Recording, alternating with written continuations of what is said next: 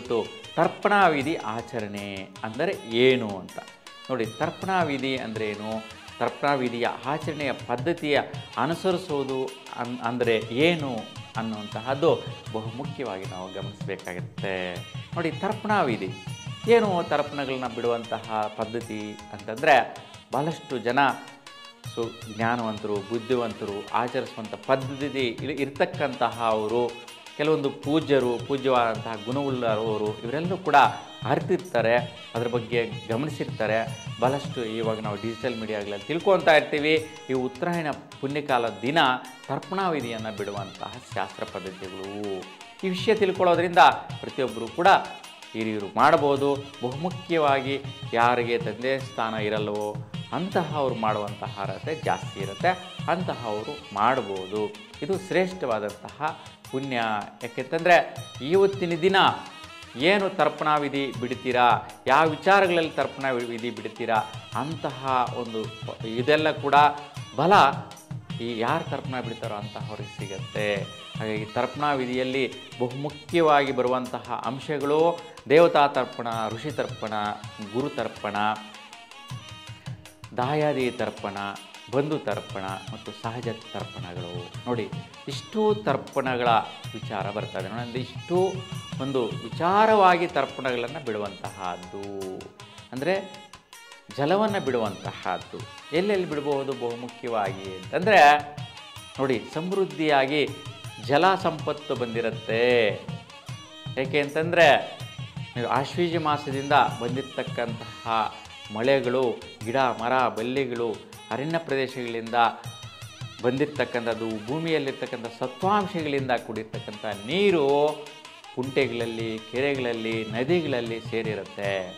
ಹಾಗಾಗಿ ವಿಶೇಷವಾದಂತಹ ಗುರುತ್ವಾಕರ್ಷಣದ ಬಲದಿಂದ ನೀರು ಒಳ್ಳೆಯ ಒಂದು ವಿದ್ಯುತ್ ಆಕರ್ಷಣೆಯನ್ನು ಹೊಂದಿರತಕ್ಕಂತಹ ಸ್ಥಿತಿಯಲ್ಲಿರುತ್ತೆ. ಆ ಒಂದು ಜಲದಲ್ಲಿ ಯಾರು ಸ್ನಾನ ಮಾಡಿದ ನಂತರ ತರ್ಪಣವನ್ನು ಬಿಡುವಂತಹದ್ದು. ತರ್ಪಣ ಅಂತಂದರೆ ಜಲವನ್ನೇ ದಾರಿಯಾಗಿ ಬಿಡುವಂತಹ ಪದ್ಧತಿ. ಹಾಗೆ ಇಲ್ಲಿ ದೇವತಾ ತರ್ಪಣ ಮತ್ತು ಋಷಿ ತರ್ಪಣ ಬಿಡುವಂತಹದ್ದು, ಅಂಗೈಯಿಂದ ಮುಂಭಾಗಕ್ಕೆ ಬಿಡುವಂತಹ ಪದ್ಧತಿ ಆಚರಣೆ ಇರುತ್ತೆ. ಹಾಗಾಗಿ ದೇವತಾ ತರ್ಪಣ, ಋಷಿ ತರ್ಪಣ, ಗುರು ತರ್ಪಣಗಳೆಲ್ಲ ಕೂಡ ಅಂಗೈಯಿಂದ ಮುಂಭಾಗಕ್ಕೆ ಬಿಡುವಂತಹ ಪದ್ಧತಿ ಆಚರಣೆ ಇರುತ್ತೆ. ಈ ತರ್ಪಣಾ ವಿಧಿಯಲ್ಲಿ ಬಹುಮುಖ್ಯವಾಗಿ ಇವತ್ತಿನ ದಿನ ಮಧ್ಯಾಹ್ನದ ಹೊತ್ತು 2:39 ನಂತರ ಬಿಡಬೇಕಾಗಿರುತ್ತೆ. ನೋಡಿ, ಅಲ್ಲಿವರೆಗೂ ಕೂಡ ಉಪವಾಸವಿದ್ದು ಆ ಸಮಯದಿಂದ ಆಚೆಗೆ ತರ್ಪಣಾ ವಿಧಿಯನ್ನು ಆಚರಿಸಿ ತದನಂತರ ಊಟ ಉಪಚಾರ, ಇವತ್ತಿನ ದಿನ ಮಾಡಿರ್ತಕ್ಕಂತಹ ಅಡಿಗೆ ಭಕ್ಷ್ಯ ಭೋಜ್ಯಗಳನ್ನೆಲ್ಲ ದೇವರ ಹತ್ರ ದರ್ಶಿಸಿ ನೈವೇದ್ಯ ಮಾಡಿ ತದನಂತರದಲ್ಲಿ ಸ್ವೀಕರಿಸಬೇಕಾಗಿರುತ್ತೆ. ಈ ಪದ್ಧತಿ ಬಹುಮುಖ್ಯವಾಗಿರ್ತಕ್ಕಂತಹದ್ದು. ಹಾಗಾಗಿ ದೇವತಾ ತರ್ಪಣ ಅಂದರೆ ದೇವರುಗಳನ್ನೆಲ್ಲ ಕೂಡ ನೆನೆಸ್ಕೊಳ್ಳುವಂತಹದ್ದು. ನೋಡಿ, ನಿಮ್ಗೆ ಜ್ಞಾಪಕ ಬರುವಂತಹ ದೇವರುಗಳು ಯಾರಿರ್ತಾರೋ ಅವ್ರಿಗೆಲ್ಲರಿಗೂ ಕೂಡ ಒಂದೊಂದು ಬಾರಿ ಬಿಡುವಂತಹದ್ದು. ಮತ್ತು ಋಷಿ ತರ್ಪಣ, ಋಷಿಗಳು ನಿಮಗೆ ಗೊತ್ತಿರ್ತಕ್ಕಂಥವರು ಜ್ಞಾಪಿಸ್ಕೊಂಡು ಬಿಡುವಂತಹದ್ದು. ಮತ್ತು ಗುರುಗಳು ನೋಡಿ, ನೀವು ವಿದ್ಯೆ ಬುದ್ಧಿ ಜ್ಞಾನ ಕಲಿಸಿರ್ತಕ್ಕಂತಹ ಗುರುಗಳು ಯಾರಿದ್ದಾರೆ ಅಂತಹ ಅವ್ರನ್ನ ನೆನೆಸ್ಕೊಳ್ಳುವಂತಹದ್ದು. ಜೀವನದಲ್ಲಿ ಯಾರಿಗೂ ಗುರು ಇಲ್ದಿರ ವಿದ್ಯೆಯನ್ನು ಕಲಿಯಕ್ಕೆ ಸಾಧ್ಯವೇ ಇಲ್ಲ. ಹಾಗಾಗಿ ಗುರುಗಳನ್ನು ನೆನೆಸ್ಕೊಂಡು ಬಿಡುವಂತಹ ತರ್ಪಣ.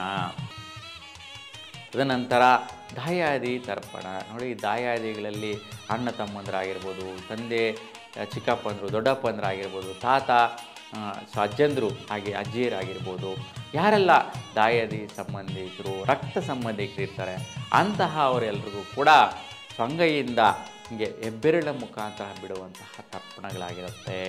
ಹಾಗೆ ಈ ರೀತಿ ಪುಣ್ಯ ನದಿ ತೀರಗಳಲ್ಲಿ ಆಗಿರ್ಬೋದು, ಅನುಕೂಲ ಇಲ್ಲ ಅಂದವರು ನಿಮ್ಮ ಹತ್ತಿರವಿರ್ತಕ್ಕಂಥ ಕುಂಟೆಗಳಲ್ಲಾಗಿರ್ಬೋದು, ಅನುಕೂಲವೇ ಇಲ್ಲ ಅಂದರೆ ತುಳಸಿ ಕಟ್ಟೆ ಹತ್ರ ಮನೆಯಲ್ಲೇ ನೀವು ಬಿಸಿಲಿನಲ್ಲಿ ನಿಂತು ಮಾಡಬೇಕಾಗಿರುತ್ತೆ. ಅಂದರೆ ಸೂರ್ಯನ ಒಂದು ಬೆಳಕಲ್ಲಿ ಮಾಡುವಂತಹ ಪದ್ಧತಿ ಆಗಿರುತ್ತೆ. ಇನ್ನು ಬಂಧು ತರ್ಪಣ, ಬಂಧುಗಳು ಅಂತಂದರೆ ಮಾವಂದಿರಾಗಿರ್ಬೋದು, ಅತ್ತೆ ಮಾವಂದಿರಾಗಿರ್ಬೋದು, ಅಂದರೆ ಮದುವೆ ಆಗಿರ್ತಕ್ಕಂತಹ ಹೆಂಡತಿ ಕಡೆ ಸಂಬಂಧಗಳಾಗಿರ್ಬೋದು, ಆ ರೀತಿ ಬಂಧು ವರ್ಗದಲ್ಲಿ ಯಾರೆಲ್ಲ ಬರ್ತಾರೆ ಅಂಥವ್ರನ್ನ ನೆನೆಸ್ಕೊಂಡು ಬಿಡುವಂಥ ತರ್ಪಣ. ಇನ್ನು ಸಹಜ ತಿರ್ಪಣ.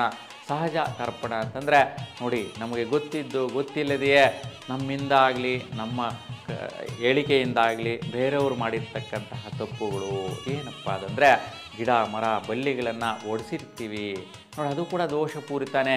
ಈ ಜನ್ಮದಲ್ಲಿ ನಾವು ಮಾಡಿರ್ತಕ್ಕಂತಹ ಒಂದು ಸಸ್ಯರಾಶಿಗೆ ದೋಷ ಮಾಡಿರ್ತಕ್ಕಂಥದ್ದು ಕೂಡ ಪಾಪಕರ್ಮನೇ. ಹಾಗಾಗಿ ಅವೆಲ್ಲವೂ ಜ್ಞಾಪಿಸ್ಕೊಂಡು ಮಾಡುವಂತಹದ್ದು.